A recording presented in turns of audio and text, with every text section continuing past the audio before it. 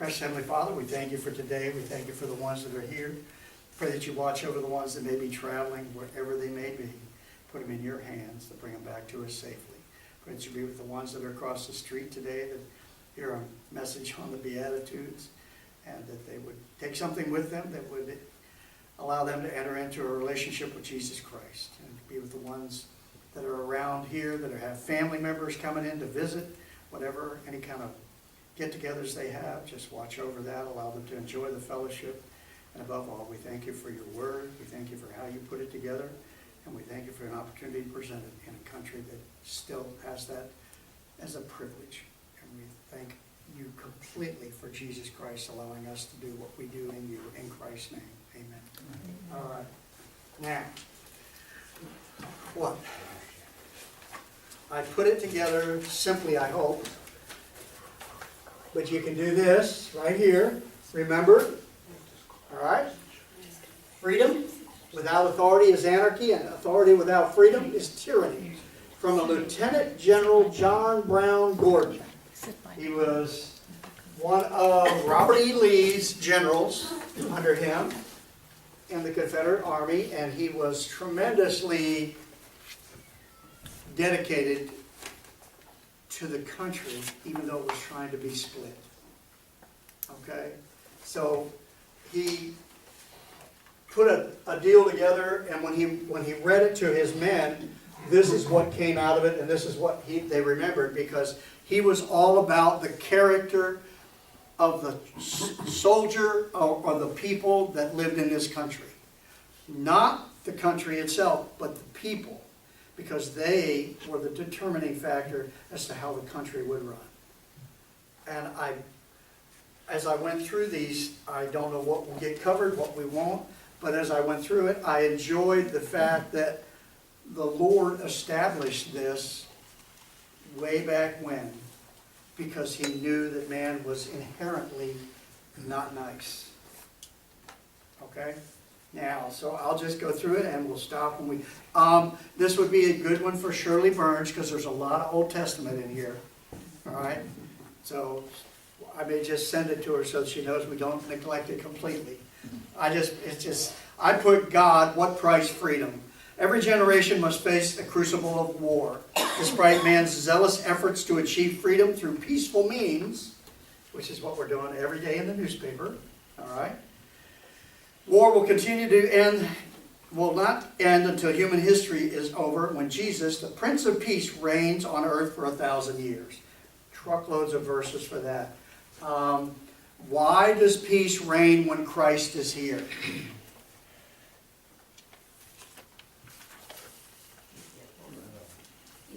He is the authority. All right?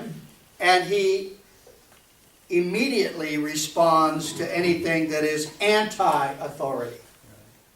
All right? Something that man has a tendency to drift away from when he has an opportunity. Now, so until the conflict and manifestation of sin nature resident in the soul, every person, and Satan's rulership of this world will plague mankind. So it's our sin nature and the fact that we're living in Satan's world that allows all these things to take place. Also, it is part of the plan of God to show mankind flat out that he can't run the place. All right?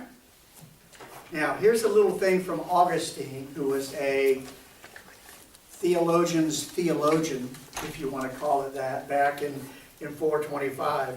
And he wrote a letter, because the question of whether a Christian can serve in the military and do it well and do it without offending the one he believes in is a constant question. Okay? And as I've told you, I've been reading the book from Spurgeon. Spurgeon was an avowed pacifist. How anybody can be that smart, know that much about the Lord, and think that war, he called it evil, but he said it was unnecessary.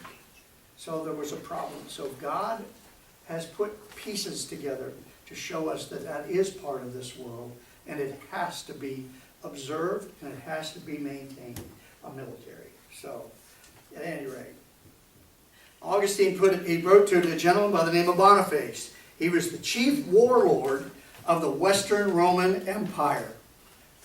But the moniker that stuck with him more than any was, he was a Christian. Okay? And he sent him a letter to tell him how to do things. He said the letter was sent to exhort him to defend Mauritania, which was a little place up in the corner of Africa, against the Vandals that were sweeping in and taking over everything. Any history buffs in here at all? Anybody really enjoy history? Okay. Most of the time when you had what would you call it? They call them the hordes. When they swept in from anywhere, they killed anything that moved or took anything with them that was serviceable along with them. That was just how they did business. So, that is what you call evil sweeping in to take care of moral things. Doesn't mean they were Christians, but it meant that they were under God's tutelage because they were moral beings and they had an opportunity to come to Christ. All right? Same thing with the flood. All the people around were functioning normally when the flood happened. Well, that was a changer as far as that goes. But he said, Augustine reassured the Christian friend that he could serve in the military and slay the enemy and still glorify God. So he has put the two together. All right? Freedom, which we have somewhat, is exemption from arbitrary external control, the function of free will, uncoerced by a threat or violence. What do you do for your enjoyment? How do you spend your downtime? Throwing the ball for the dog. All right, throwing the ball for the dog. Simple, all right? Other things? Some of us hunt. Okay? Some of you play, anybody play golf? Not Any anymore. golfers in? Not anymore? No more? Okay? So you do things. Well, that's an exhibit of freedom. That's stuff you can do with no strings attached. Nobody's telling you how to do it, what to do, or whatever. Well, that's kind of where they're at. The pursuit of biblical truth always promotes personal and national freedom. Okay? The wood duck got out the other day and left. She came around the corner, the wind blew the door open, she came around the corner and she took off. So I said goodbye. But yesterday morning when I came back, she was in the pond. And she was talking to me, which she does every morning when I go to feed her. So I took some food, took it out, and went around. That, to me, is freedom. Nobody messing with me. Left the door open, and she wandered right back into her cage. She doesn't know anything else. And I mean, I thought I was giving her freedom. You know what I was giving her? Insecurity. She said, "You think I'm leaving that steady food source? You're crazy in the bed." Okay? So she just hooked that puppy around the next day and came back through. You did give it freedom. You gave it freedom of choice. Right, yeah, that's right. Freedom of choice. That's exactly right. It helps a lot. So, then we just got the Constitution and the Bill of Rights of the United States define our liberties. So, just talking about our country. It took 6.5 years of war to defeat tyranny enforced by the British Army. Now, here's the question. Was that revolution? Or was it a bad term for the war? What do the people that were in the war, what do they call it? Anybody pay attention to what they call it? They call it the War for Independence. Why? Because it was not a revolution, because we didn't want to do anything to England to destroy their way of government, their way of doing business, their way of life, or any part about them. All we wanted to do was be the deciders of our own destiny under the tutelage of God and under the Puritans, under what are all those different religions? Baptists, Methodists, Quakers. Congregationalists, Quakers. Quakers, all of them. They were all integral in coming together. And why was this country put together? Okay? Not for white privilege. It was put together because people wanted to live according to the standards God had put in the book that they all studied. And the book said, freedom comes from authority. The authority is from God for us to be free, but it also determines by our responsibility to that particular program. And that's what they're talking about. Now, and then when it goes on, it just says different things. World War II, World War I, World War II, Korea, Vietnam, Desert Storm. All right? What was the last war we won? Define one. Kicked the butt of the people that were trying to kill us, and they went home with their tails between their legs. World War II. Two. That was kind of a weekend run, you know. That's what I mean by But yeah. define one, Yeah. because we took a mighty Right, nosebleed. that's right. But the thing of it is you need to understand, that was according to God's standards. Whoever is aggressor in a situation like that, he has put the military together for that. Now, and the reason for that is, he has done something for our continued existence, I guess, so we live. All right? Do it that way. Now, freedom that the United States possesses has been purchased through the sacrifice and suffering of courageous men and women. All right?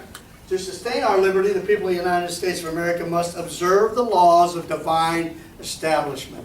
They put us together in a situation, our forefathers, that we had something that no place else does it exist on the face of the earth. And that's one of the things that divine establishment teaches you. Now, you will see divine establishment in your notes at different times. Divine establishment are 4 categories that God put together, and he put them together for a particular purpose. All right? Now, I'll read this. It says, in his omniscience, God knew in eternity past, man would choose sin. We talked about that last week. You would make a bad decision if you had an opportunity to make a bad decision. He knew that once man acquired the sin nature, he would have unlimited potential to destroy himself. Okay? Now, anybody that's read their book, what was the first really good example of man destroying themselves? The apple. Yeah, he blew it right from the get-go. But even beyond that, on a wholesale scale, you would have to say that when chapter 6 came about and all of those things that were happening in Genesis, one thing was becoming abundantly clear. Man was going down a really bad path, and he wasn't going to get any better. So he did something. He took one guy and a family, and that family was Noah and his family. All right? They were the ones following the tenets of a divine establishment before it was established even. And what was happening in the result of that? Everything around them, what did he say that they were doing continually? You remember? He said they were evil continually. Never changed. All right, that means there wasn't a shred of good in anyone, or they would have made it onto the boat. All right? Now, to preserve and perpetuate the human existence during the course of the angelic conflict of God, instituted the laws of divine establishment for believers and unbelievers. How do you get moral unbelievers? I have them in my family. They were some of the sweetest people I ever met in my life, would do anything for you, and didn't know Jesus Christ from a bag of popcorn. Why? Cultural morality? Correct. Divine establishment puts a package together, and people of nature buy into it. Why do you help somebody that looks like they need help? Now, you and I do it probably because you think the Lord did it. Well, there's part of that is true. The other part is human nature says, I'm doing something for the good of the aggregate, no matter what. Sometimes it's just to make yourself feel better. Sometimes it is. Okay? And if a moral person does that, that's the most they're going to get. They never have the interim of the Holy Spirit telling them to do something and getting the blessings that crop out of that. But that's how that's put together. Now, and it says, principles designed for protection, stability, order, function, survival, and blessing of the human race. These laws declare freedom to be man's most valuable possession. How many of you love to have somebody tell you what to do?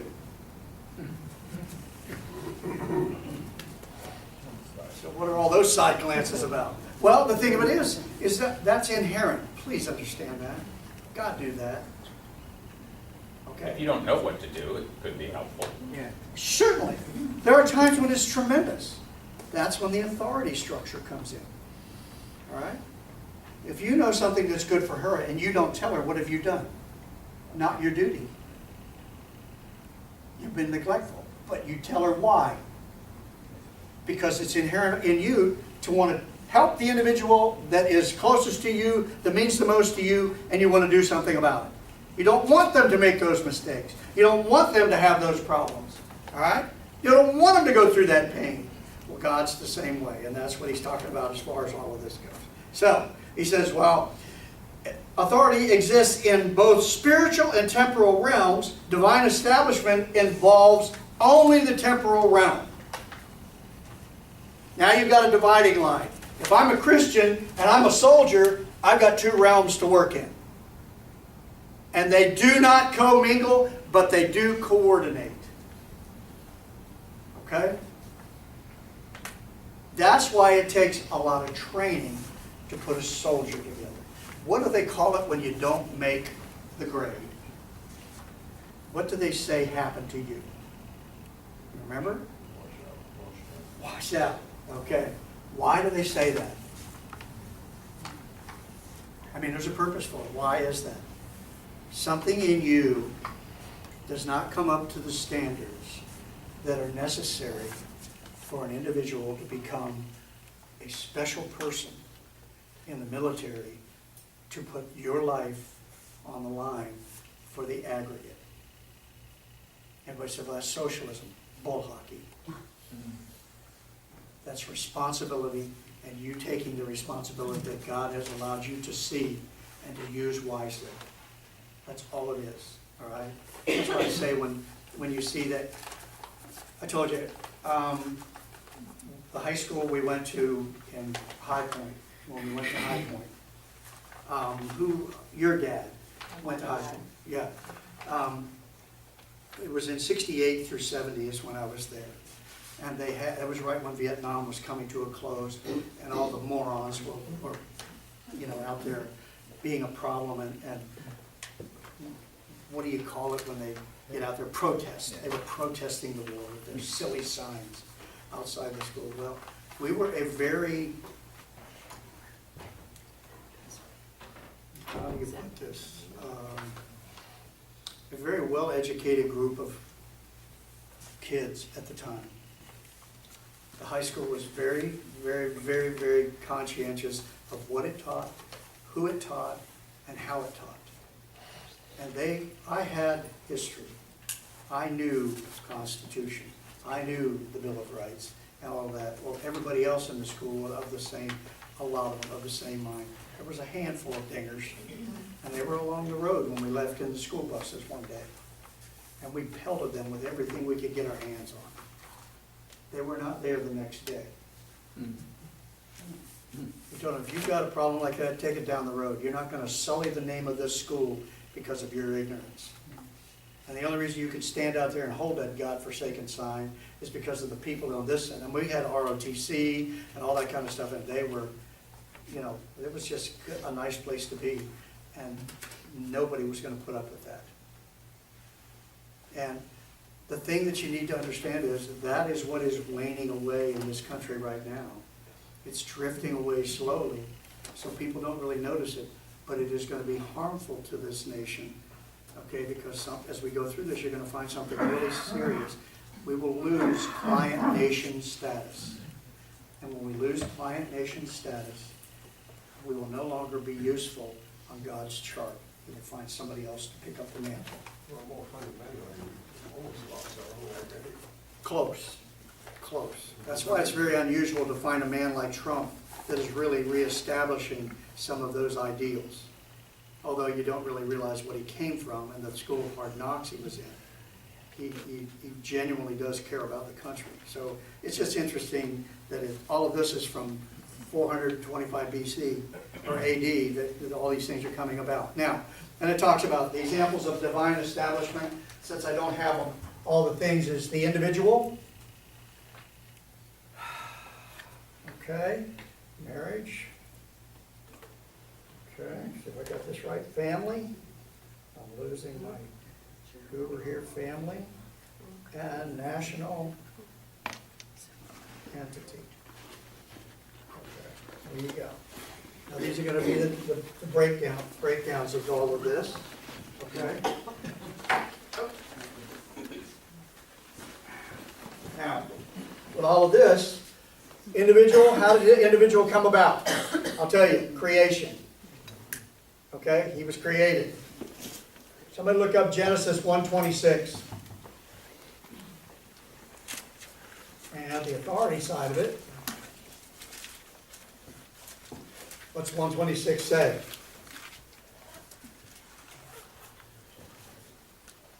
Then God said, let us make man in our image, in our likeness, and let them rule over the fish of the sea, and the birds of the air, over the livestock, over all the earth, and over all the creatures that move along the ground. There you go. Now, who put man in charge? God. God. Any disputes? No. How did he do it? He did it by giving him volition, free will. Free will allows you to take chances and do things, but you also accept the responsibility. The next thing he did was marriage. When did he do that? Genesis 2:22. Somebody scout it up real quick. And the rib which the Lord God had taken from the man, he made, fashioned, formed a woman. All right. And he brought her and presented her to the man. I mean, he didn't bring her to another woman? The son of a gun. No, that's before she changed. All right? The authority in that position is going to be the husband. Now, you need to understand something real quick. If you're a husband and you're shirking any of your responsibilities in this category, you are trashing the rest of your family. Yep. Okay? Just so you know.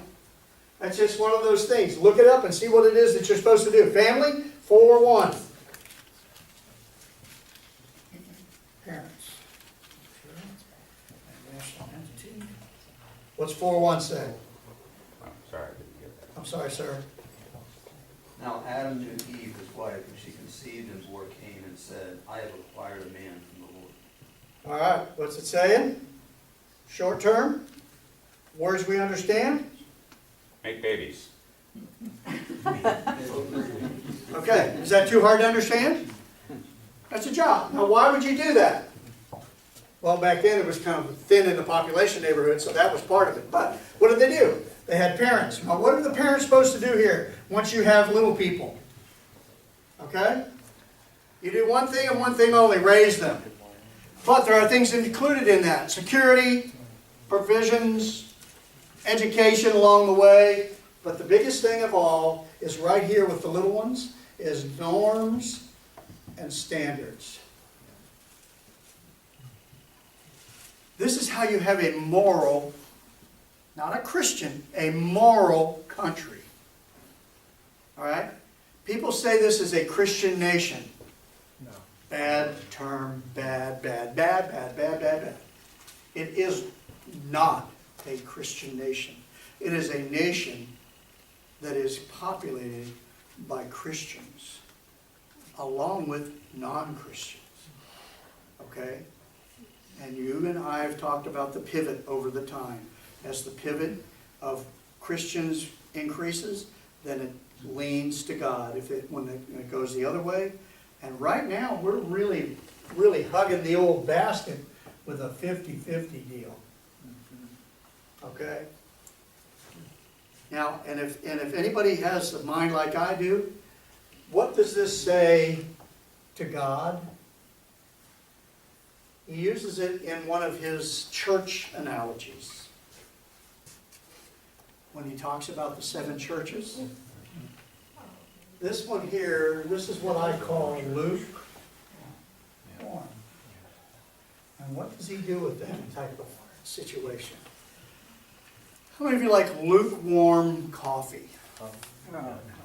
Or lukewarm tea? Or lukewarm soup? Lukewarm soup.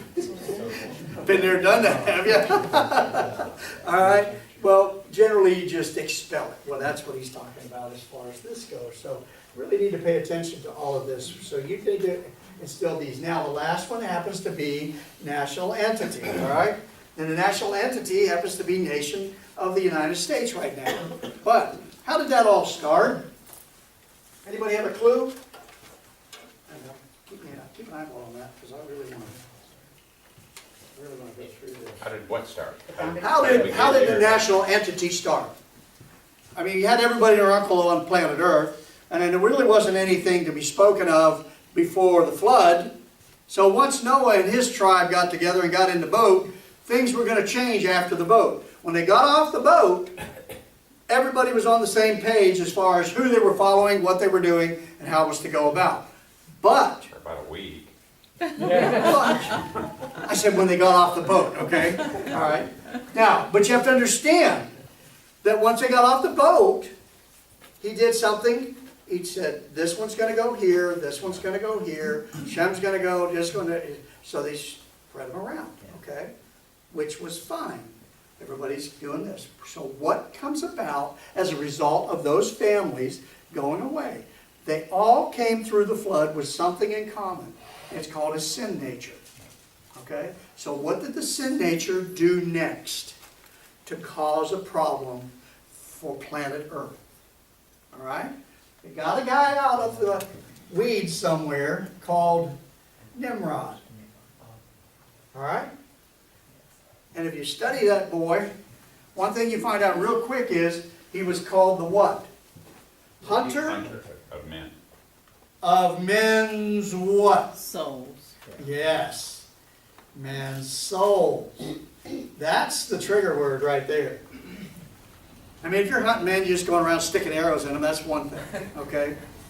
But if you're looking for souls, you have something much more nefarious in your basket.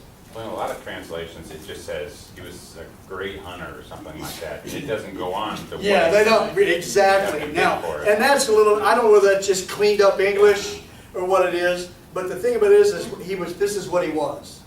All right? And his idea was to get everybody together and we'll do one thing that'll really work good. We'll do what? Build our tower to what? The heavens. Not a problem. And what was the good thing about that? We get it all together and everything's fine. Anybody know the word for that today? It's called ecumenicalism. Ever heard that rascal slung around? Yeah, that's a big word, especially for a carpenter. That means everybody is under one arc. Everybody's believing the same thing. Everybody works to the same process. Everybody benefits. It's a side shoot of crazy. Okay? Anybody ever lived in a condominium? Okay, let me tell you something. One thing I did learn, there is no order in a condominium. It is the Napoleonic stopping place of everybody that ever lived. Because they all want to be in charge, and once again, they're all doing this. Okay? Crossing the river. Yeah. So, it's a problem. Well, that's exactly what happened here. So, obviously, God is in charge, so he says, we got a problem down there with this bunch. So, what are we going to do with that? We're going to do something, and we're going to run in here, and we're going to do what? Okay, go ahead, boss. This definition in the Amplified Bible says, Nimrod, a mighty hunter before the Lord.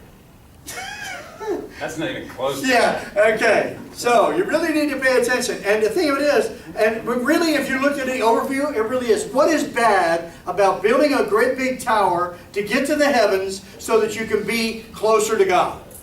I mean, that's probably how the little brochure went when they shipped it off. All right? But God didn't like that program. God does not like any program that has one central source It isn't him. that isn't Him. Period. That's all there is to it. So, he went in here and caused Babel. Babel. Or Babel. Is that how you spell that word thing? Isn't that I think the- so. Yeah. Did you get Babel? Isn't that what? Okay. All right. And he caused this problem. Now, what was the... Everybody thinks that's awful. What was the best thing about that? Two things came out of that. Number one, if Liz is talking English and I can't understand a word of it, how are we going to have a conversation? And matter of fact, how are we going to get together and do anything that is beneficial or not beneficial if we can't understand each other. There's a problem.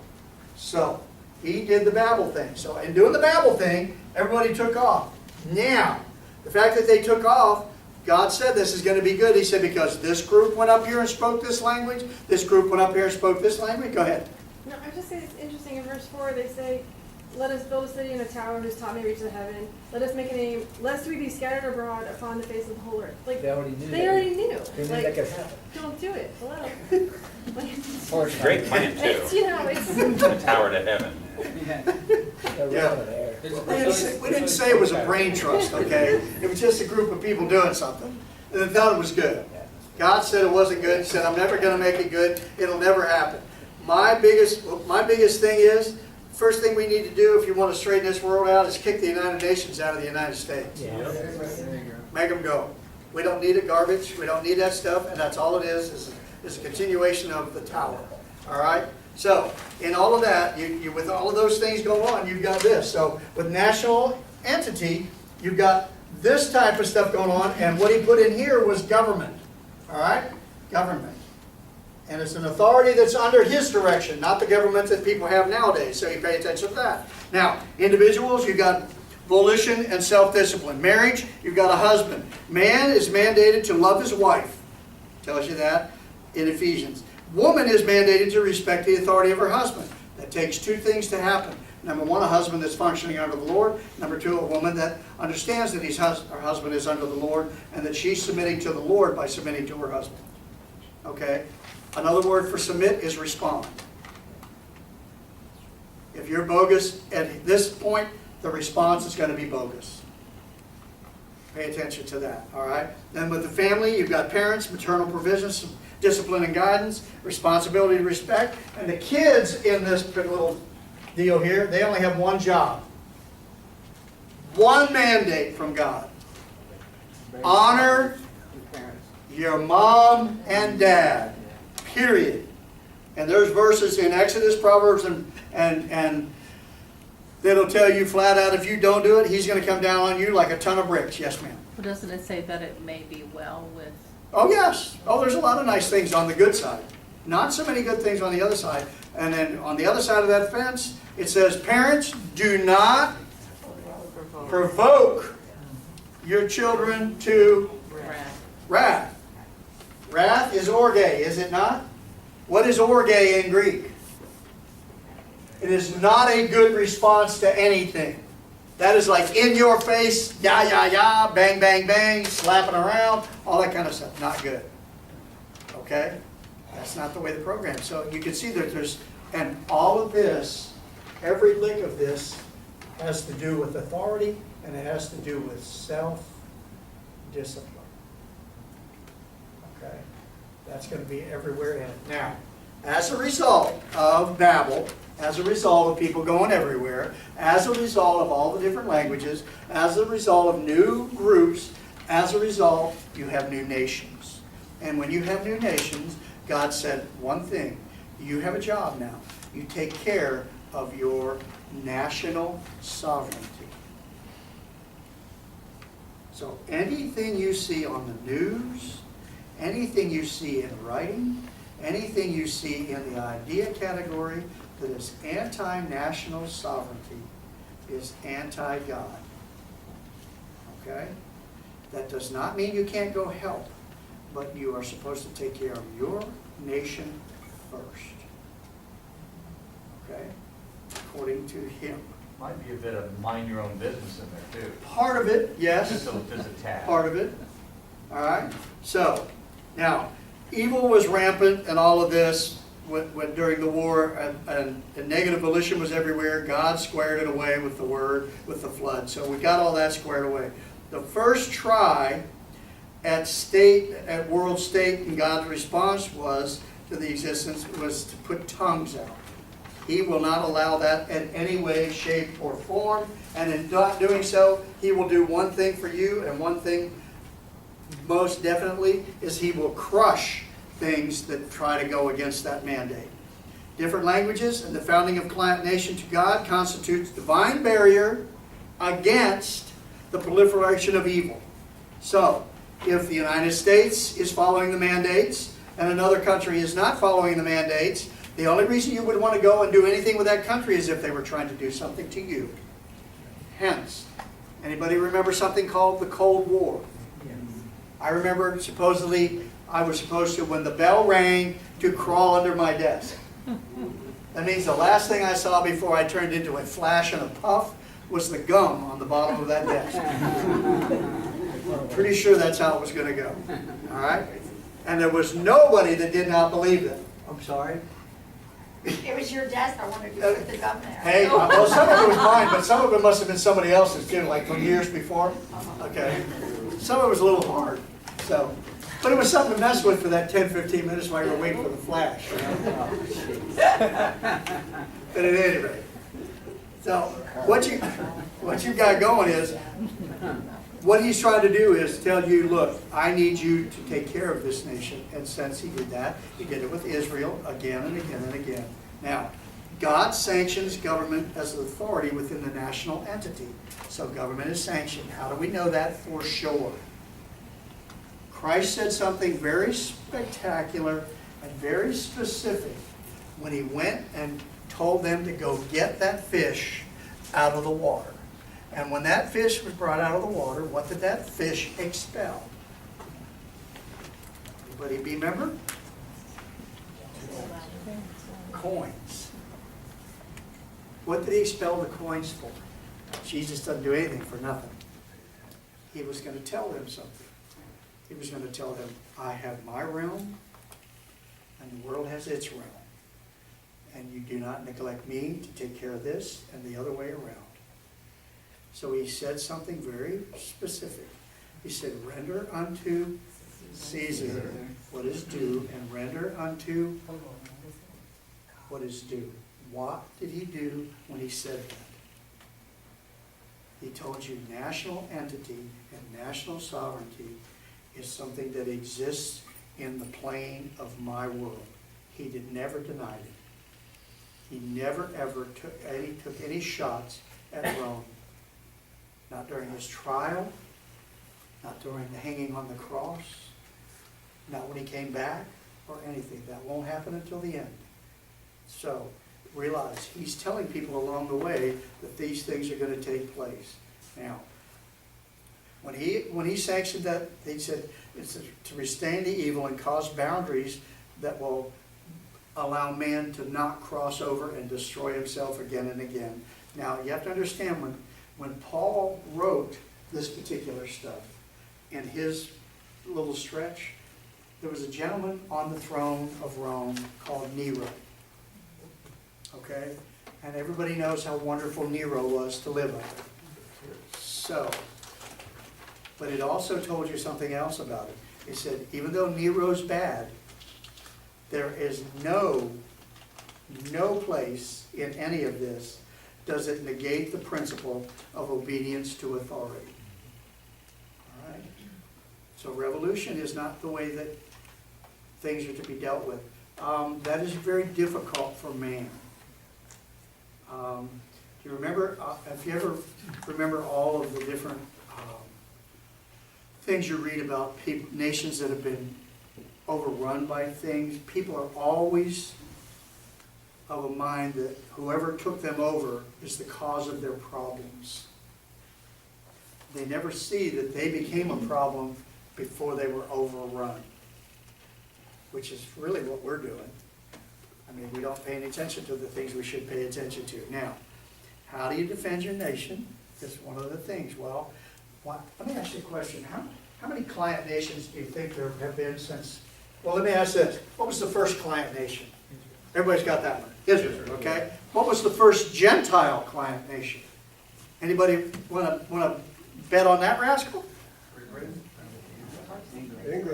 England? That was one of them, but that's not the first one. I'll give you, it's even real. It's really unbelievable. I didn't realize it. It was Rome.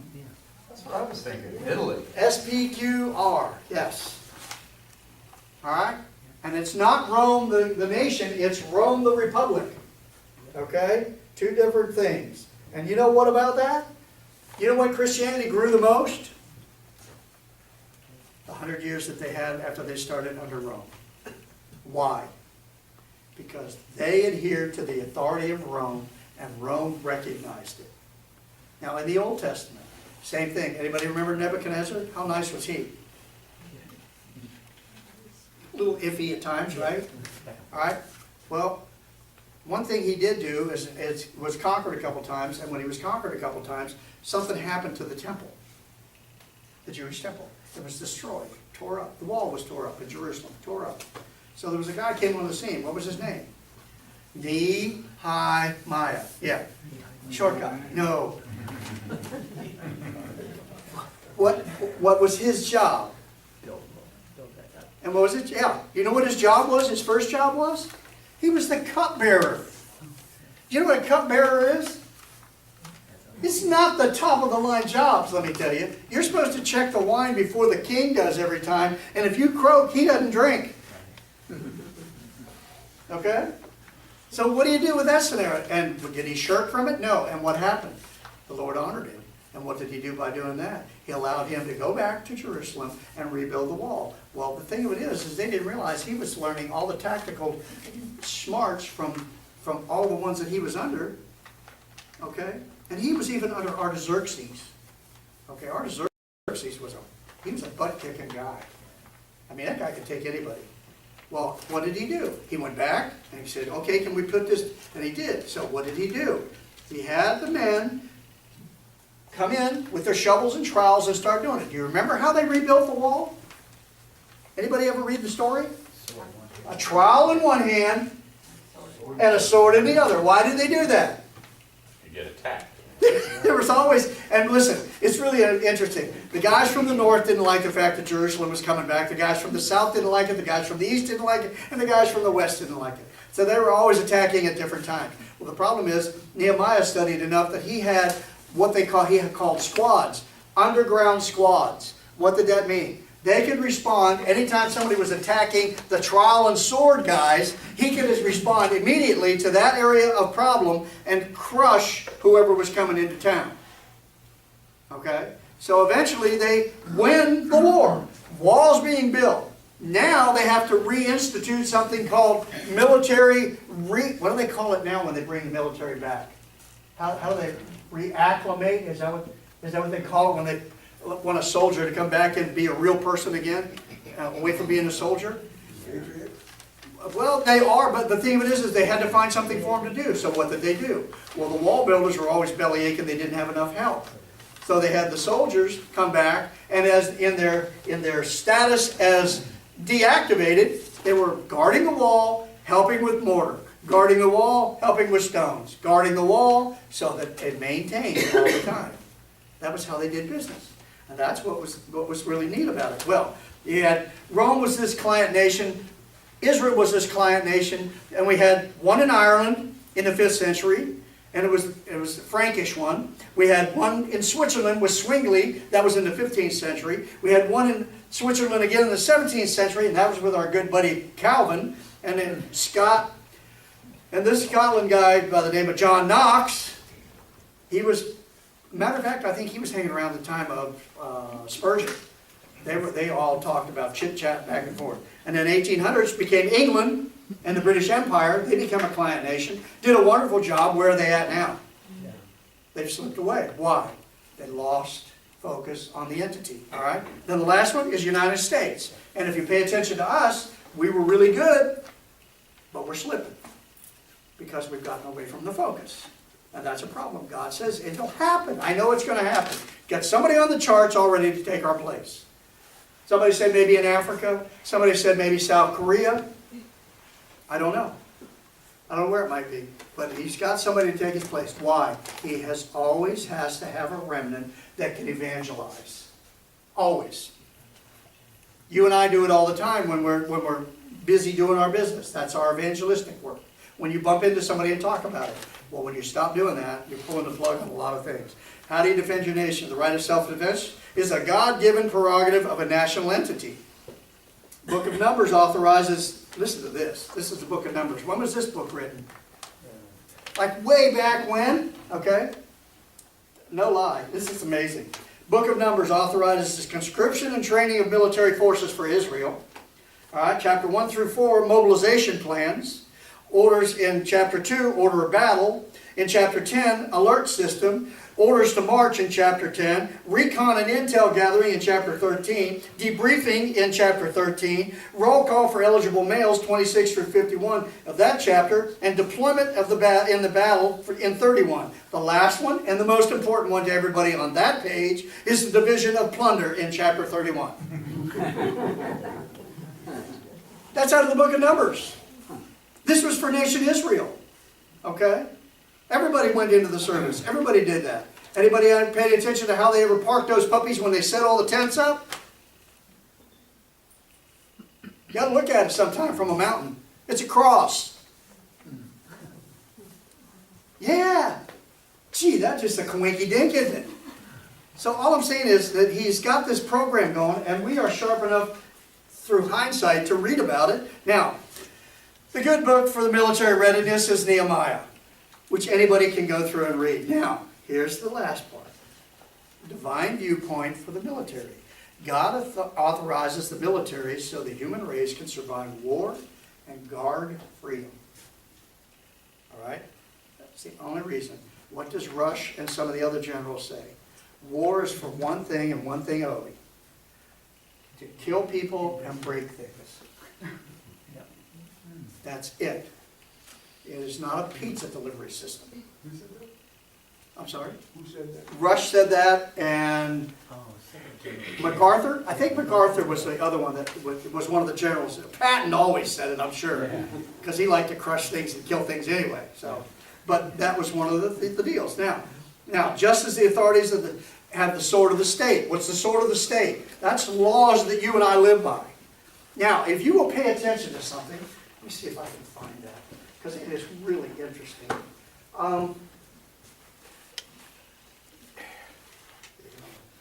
I read, this was just a little ditty, and it's a list of the progression of things and how they go downhill.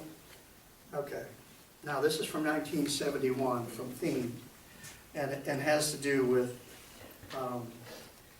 parents and the established programs that God's had instituted. When parents do not fulfill their responsibilities and children do not honor their parents, the nation suffers from insecurity, instability, and eventually the loss of liberty. National disintegration begins in the family. Insecure husbands result in insecure wives. Insecure parents result in insecure children. Insecure children produce an insecure generation. An insecure generation demands security. And in demand security from government in an insecure generation becomes an entitlement generation. Entitlements then offered to insecure generation by insecure politicians. Insecure politicians offer some form of socialism that is always divorced from establishment principles found in the infallible Word of God. Insecure government gains power and entitlements for itself and finances the pseudo-security of socialism through confiscation of wealth by unjust taxation,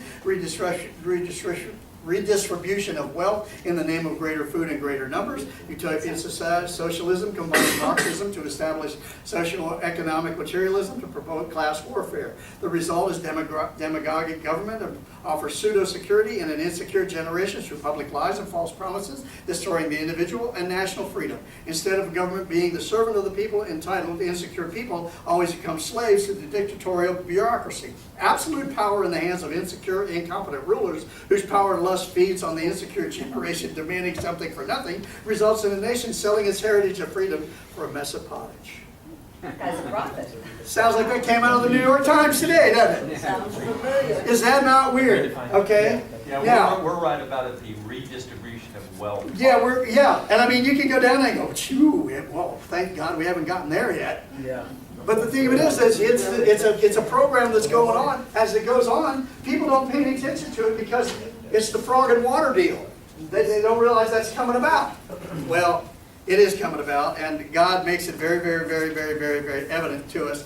And in doing so, one thing He does, He always gives somebody the information to put the word out. Okay? It's always there. You just have to scout around for it. So, as we go through that, it says, excuse me, So in Romans 13:4, so the human race can survive crime and live in freedom, is what they're talking about with laws of the nation, all right? And we're not following those real good right now either. Freedom must be maintained. Military maintains freedom, therefore military must be maintained. Now that is a given. That is a given because the Lord knows what evil wants to do to a nation, and that's all there is to it. Now, a nation that adheres to the laws of divine establishment is a righteous power that provides a bulwark against any encroaching force of tyranny and evil. And if you don't think there's evil, you aren't looking around very good. Okay? So, does a nation protect its sovereignty and freedom when it fights on foreign soil? That argument goes on the news every time you turn around. Okay? And of course, my biblical answer is, yep, it is. Numbers 32, 31 and 32, there's a couple of guys of the tribes, the sons of these kids, Gad, and the other one is Reuben. Now remember when they got to the Jordan? There was this little thing. Reuben and Gad saw some really nice territory on this side of the Jordan. So they set up camp there and they were just tickled. Everybody else wanted to go to the promised land. And we said, well, we're just shy of the promised land. We're just really happy to be here and we'd like to stay here. Well, news got back to the big boy. And the big boy said, you're coming. They said, well, he said, and I'll tell you why. So he laid out the plan. He says, everything we do over there is going to benefit you. And if we benefit you, you need to be a part of what we're doing. So they made a statement, and their statement was, all right, I'm going to leave all my stuff here. We're going to march across the River Jordan, and we're going to fight for everything that is good for all of us. National entity. And he said, as a result of that, we will be able to live in peace on this side of the river, and the 10 tribes can live over there in perfect peace also, because of commonality of a problem. Okay? Now, it was amazing how different places, there was a gentleman, and I checked this, somebody to know history-wise, Charles Martel, ever heard of the name? Had to do with the Battle of Tours in 1732, and the thing of it is there was a bunch of grumpy Islamic people coming in and swarming in and killing everybody. It was right during the time of the Crusades, all right? But at any rate, he took a bunch of them and pushed Muhammad and his followers back all the way to the Pyrenees, and in doing so, kept Europe from being an Islamic national area for hundreds and hundreds of years. One guy. So he fought somewhere else to guard England. All right? So they're saying, the sovereignty that we have, when we go somewhere else and they say we shouldn't be there, if it's a threat, a genuine threat, which takes people that are following self-discipline and people that are following the divine institution that have been established by God, they know a real threat. I don't know who's surrounding Trump right now. Some of them are good and some of them are bad. What do I have to do? Just like with Obama, I had to ask the Lord how I pray for that man. And what did he say? Pray for him because I put him there. I gave him the authority. Anything that came as a result of him, I can handle. You don't have to. And that's exactly true. I survived. Okay? Now you can get a sheet out and see how much money you lost. I don't care. I survived. Well, that's what they're talking about here as far as these. Now, and with all the little things that took place, that one thing they said again and again in some of these different books, the inevitability of war, just from 1990 to 1995. I think even old people like me can remember that far back. There have been 53 separate major armed conflicts recorded on the books. Just in 5 years. Okay? Significant ones. That was like Golan Heights, a lot of that stuff was going on. Sure, exactly. And has anybody ever picked up a map to see what the territory that Israel should have? Yes. Mhm. That is a big slab of territory. Ethiopia, all of that stuff, Egypt, all of that stuff is on their map. And they're just one little sliver, and people are just going bananas because they use it. All right? But, at any rate, military image of Christ. What is the title of the Lord? Anybody have a clue? The one they use the most in the Gospels? Lord of the hosts. Anybody go find what the word host means? It means armies. Okay? We've told you in my Christmas story we put together that it was a processional that the shepherds saw on the mountainside through the heavens. It was all the angels of the Lord marching by, proclaiming the fact that He had been born. It wasn't a bunch of pansies coming out of a field with flowers in their hair saying, oh, we're going to have a good day. He said, it's going to be a guy coming in here, he's going to put his thumb on evil and kill sin. Well, people don't realize, they don't read it that way because that kind of messes up the Christmas tree program. All right? But, with all of that, He was the Lord of the armies of Israel. It says that in Kings. He was the captain of the Lord's host. He was the commander-in-chief. Joshua, on the other hand, was the chief of staff. And what does that mean? His earthly contact, when he was not earthbound, was a gentleman that said one thing that everybody remembers. As for, we will do what? Serve the Lord. Now, what do you serve as far as this world goes? The place that serves the most is military. I am in the service. Heard that before?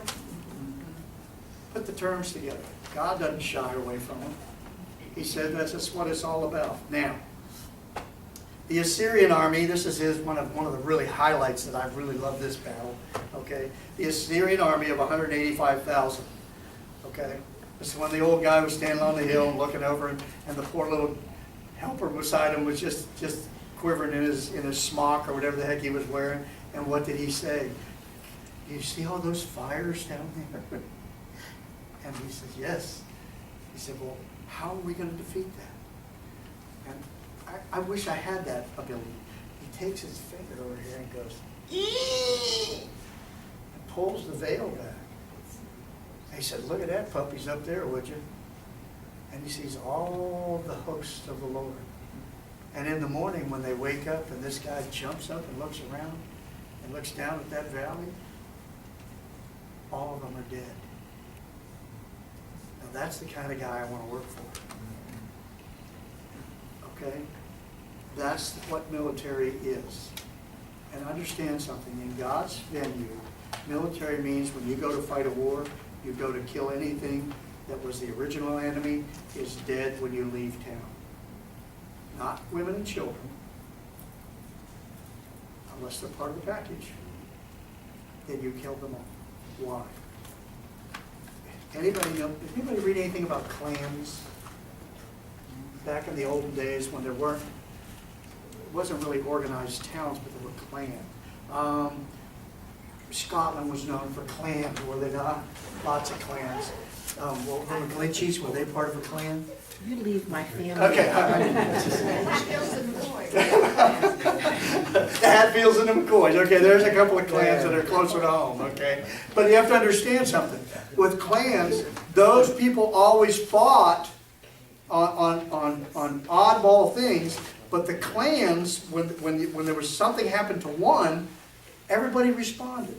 Well, that became national entity as things organized, all right? Now, a Christian soldier, he has a problem. In Exodus 20:13, somebody look it up real quick. Are we almost that time? Oh, yeah, I'm almost done. Truly I am. Well, yes, I am. I'm on the last page. Jesus loved me. All right. What? Yeah. Look up Exodus 20:13, and somebody look up Deuteronomy 7:2b, real quick. 2013, you shall not commit murder, unjustified, deliberate homicide. Okay, there you go. Now that's what a soldier hears. All right. That's what they like to hear them when they're barking at them from alongside the road. What does Deuteronomy 7:2 say? B. You probably read all that. You shall make no covenant with them now, nor show mercy to them. Okay, what are we talking about? Does that sound like there's anybody to the left? You remember Achan, the dude that was stashing stuff under his tent bed, his bedroll? What did he do? He brought some trinkets home, didn't he? And what did God tell him? No mercy. So he had a problem, and God rectified it for him. He didn't have that problem anymore. All right? Well, he didn't. Wasn't another thing. He didn't pick another thing up on planet Earth. All right? So, they've got those two things. Kill everybody and kill nobody. So, spiritual kingdom of the believer of Jesus Christ. That's the people, the guys that are in Christ that are soldiers. They are soldiers. All right? I didn't get to read you the thing about the Thunderbolts. That was another group. The Thunderbolts was in Rome, and they were being invaded by all the sides, and they just, instead of killing them all, they just left them there because it hadn't rained so long, and they were all about to dry up and die because of thirst. The problem is, a thunderstorm hit. They all had their shields and their helmets, filled them up with water, got refreshed, and whooped everybody. From that point on, they were all tunneled. The only thing that they don't tell you about that little story is every one of those guys were Christians. That was the first Christian regiment out of Rome. So God said, do the job, and they did. The government said, do the job, which is intense, God telling you to do it. Now, spiritual kingdom. Now, the earthly kingdom, the believers and unbelievers, citizens of the national entity, and the state. This group are the ones that are everybody. So you've got soldiers from both kinds in the military. Both realms, believers' duties to the state are compatible with his duties with God. Both realms are coordinated but never combined. I told you that at the very beginning. How do you coordinate but don't combine? Anybody realize church and state has to be separated? You hate to hear those words. God intended it for one reason only. He knows a theocracy is the worst kind of government there ever could be. And that's what it's talking about. Not just bonehead garbage they're peddling nowadays. Okay? A theocracy only works when you got a guy at the top that is never compromised. Other than that, it does not work. Now, so, the last thing. Responsibility of a Christian is to God. Study His Word, learning promises, techniques, and doctrines, and growing spiritually. Any military man can do that. Any military man that doesn't know God will get to know God before he's out of the military, if he's in battle. Unless he's really weird. Okay? But, the last part of this, which is nice, you are rendering to God what is God's. Exactly what Christ said. On the other side of that, King David started as a shepherd, grows to spiritual maturity in the Lord, and whoops Goliath. Didn't know anything about battle when he stepped over that ridge and saw all those quaking Israelites in front of Goliath. But what did he know? In the maturity of a shepherd boy that depended on the Lord to kill the bears, to kill the lions, to care for the sheep. What did he know? He had total trust in the Lord and His provisions. That's how it was set up. And that's why it is. So, and then I have this last little thing real quick if I'm allowed to. Did we talk about that in here with David and how he picked, what was it, 4 or 5 stones? Stone, yes. And it wasn't to reload, it was No. for Goliath and his It was, brothers. and his brothers, It was exactly. 130. Yeah, he didn't go down there and say, boy, if I miss them the first time, I got 4 more in the old pouch. That's not what he did. And later on, you have to follow through. They all get squared away before David's off the map. Okay? All them big boys got bumped. So, that's good. That's always good. All right? Hang on here real quick. I scouted this up, and I thought it was a good way to finish this puppy off. And for half a century, I taught, this is talking, themes saying this, freedom through military victory, because he was a lieutenant colonel. He said, each individual entering the military willingly sacrifices personal independence and submits to a strict system of discipline while preparing to defend the freedom of his countrymen. This service may accumulate in an ultimate sacrifice of his life. The nobility of this dedication conveys the utmost in honor. And one of the things God does recognize is an honorable, virtuous person. Always. All right? Any national crisis that involves American troops serves as a reminder that military service is indispensable, as well as bona fide Christian service. God's plan calls for believers with doctrine in their soul to defend the four divine institutions.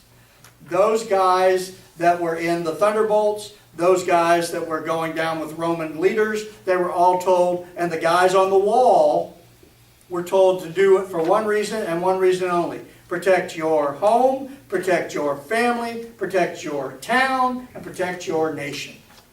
Every time. And it works. All right? I know, last sentence. It says, those who wear the uniform of the Army, the Navy, the Marine Corps, the Air Force, and the Coast Guard represents the principle of sustaining freedom through military victory. Those are the people you're honoring with Memorial Day. They're the ones that I have uncles that have gone on to be with the Lord, that took care of all that, and all of that stuff that goes on. Just wanted to mention on this Memorial Day, if anybody has the opportunity to read up on the 3rd Infantry, you Okay. might want to. The 3rd Infantry is the oldest That's the one they current had. operating regiment in the station, founded in 1758, I think, Really? right before the Revolution. Before the Revolution. And they're the ones that do the guarding at the unknown soldier, Yeah. perform all the funerals and that, but they're still part of the army. Who was the Rogers guy with the Green Mountain Boys? I'm sorry, I'm out of time. Who was he? He was the one that went up and whooped them up in north, just by the Canadian border before the Revolutionary War started, because they were creeping down trying to get a jump on the war. So he took a bunch of volunteers, a bunch of guys that had muskets. Matter of fact, yeah. So it's just really interesting. Spencer Tracy played him in the movie, just in case you want to know. So, all right. Anything I've got going on here? Fred, Keith, Joe, Ann, Robert, Stanley, Sarge, Ken, Mrs. Helton, Brett, Amy, James, Trooper Miller, church staff, Megan Dean, anything? Heard anything? I haven't heard anything? Okay. I put Robert on here day to day. On the road, I know Lois and Carol and Marshall are all out. There might be others too that we're not aware of. I put all the moms and dads and Shirley and Barbara and all them. Frederick's family's on here. Homes to sell, Dale's and yours. And Mary Ann, Julie's still looking for a job. Mary Ann, unspoken. Virginia Brown fell, broke a bone in her leg. Ooh, okay, that's not cool. And Glenn, Lois, and Marshall, they're traveling. Juliet, college choice. All right. Donnie, Zachariah will be baptized next week at 11 o'clock service. Okay, all right. Kim, prayers for a job. Oh, that's the one up in North End, yeah. Or the north-south, yeah. Jobs or retirement, waiting results from cancer checkup. Katerina, she got a new job offer? Or she has to wait? But she did her thing. She did her thing. And she answered well? She answered well. Okay, that's what we were praying, with her lips worked right. Yeah. Okay. All right, just want to make sure. Get that driving to Orlando stuff off the chart. So, all right, anything else? Yeah. I brought in some tomatoes for folks, some Okay. bags if they'd like. Yes. The garden's overflowing. And if you don't take him, he has to take him home, and he doesn't want to do that, okay? Throw 'em in the car. There you go, okay, that'll work, that'll work. At any rate, next week we'll do the thing on lawlessness, so make sure Lois is here. Okay. All right, and trespass and all that, we'll work through that. And anything else? So there, that's a light and easy and airy one. And 3 weeks, we move upstairs, right? Okay, all right, let's pray and I'll turn you loose. Thank you, Lord, for today. We thank you for your word. We thank you for the fact that you put divine institutions together and that we're aware of them. Pray that you just allow us to remember that anybody that served in the military, family members, friends, whatever, that we just remember them as a result of what you put together. And in doing so, we give you the honor and glory for the ability to have a free nation and to enjoy the freedoms that we have. And pray that we don't let them all slip away in the very front. We pray that Christ is the center of everything for whoever's in the leadership positions. We ask these things in Christ's name. Amen. Amen.